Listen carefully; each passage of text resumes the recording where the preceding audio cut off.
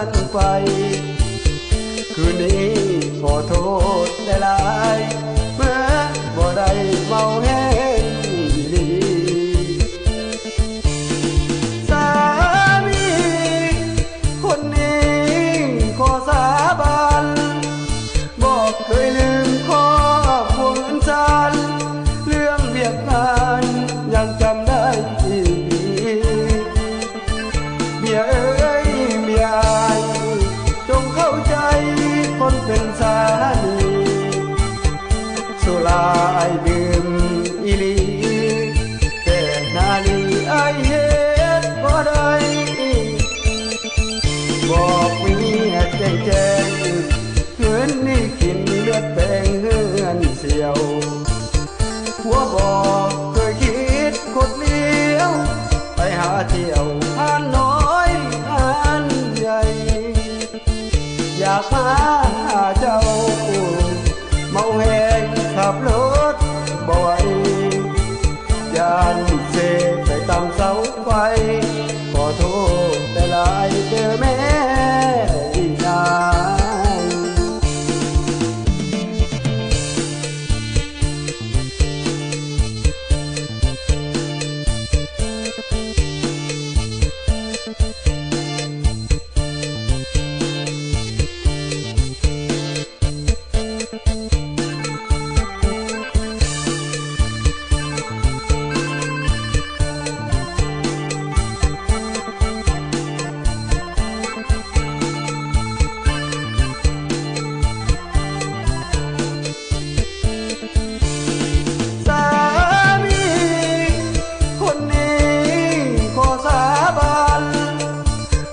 เคยลืมข้อ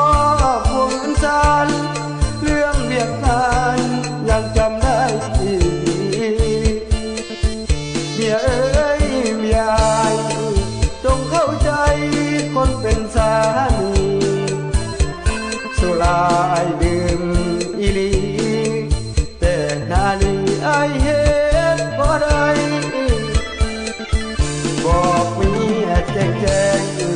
คืนนี้กินเลือดแปลงเฮือนเสียวหัวบอกเคยคิดคดเลี้ยวไปหาเที่ยวผ่านน้อยผ่านใหญ่อยากมา